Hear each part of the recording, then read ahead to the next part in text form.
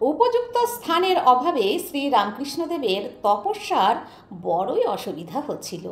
সেই অসুবিধা দূর করবার জন্য ভাগ্নে হৃদয়রামের সাহায্য নিয়ে তিনি নিজের হাতে পঞ্চবটী রচনা করেন। একটি প্রাচীন বটবৃক্ষের পাশে পঞ্চবটী তৈরি করেন। চারিদিকে তুলসী এবং অপরাজিতার বেষ্টনী দিয়ে জায়গাটিতে নিবৃত্ত সাধনার উপযোগী একটি পবিত্র ও সুরম্য স্থানে পরিণত করেছিলেন। তাঁর জীবন ইতিহাসের সাথে এই পঞ্চবটী অছেদ্যভাবে জড়িত রয়েছে।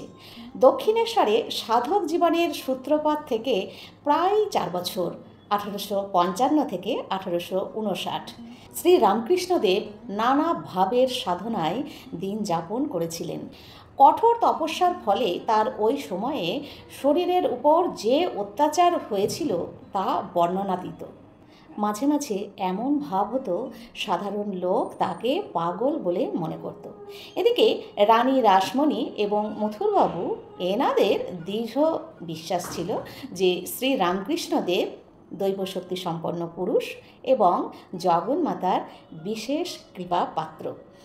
তার নানা বিপরীত আচরণ লক্ষ্য করে তাদের আশঙ্কা হয়েছিল যে কঠোর তপস্যার ফলে শ্রীরামকৃষ্ণদেবের শরীরে সম্ভবত সহ্য হয়নি এবং তার ফলে ভাবের পাগলামির সাথে সত্যিকারের পাগলামিও অল্প বিস্তর দেখা দিয়েছে। এই ধারণা হওয়াতে মথুরবাবু তখনকার সুপ্রসিদ্ধ কবিরাজ গঙ্গাপ্রসাদ সেন মহাশয়ের কাছে শ্রীরামকৃষ্ণের চিকিৎসা করালেন। কিন্তু চিকিৎসায় বিশেষ কোনো ফল পাওয়া গেল না। শ্রীরামকৃষ্ণদেবের সাধক জীবনের সাথে ঘনিষ্ঠভাবে যুক্ত ছিলেন এমন একজন ব্যক্তি, তিনি হলেন হলধারী ওরফে রামতারক। উনি ছিলেন শ্রীরামকৃষ্ণদেবের খুড়তুতো ভাই, বয়সে কিছুটা বড়। কাজকর্ম দেখাশোনা করার জন্য তিনি দক্ষিণেশ্বরে এলে শ্রীরামকৃষ্ণের আত্মীয় জেনে মথুরবাবু সাগ্রহে তাকে মন্দিরের পূজকের কর্মে নিযুক্ত করেন। নিয়মিত পূজার্চনার দায়িত্ব থেকে ইতিপূর্বেই রামকৃষ্ণদেব অবসর নিয়েছিলেন, তাই হৃদয়ের একার পক্ষে সব দিক সামলানো কঠিন হয়ে পড়েছিল। এই সময়ে হলধারী আশাতে মথুরবাবু তাকে কালী মন্দিরের পুজোর দায়িত্বভার দিলেন।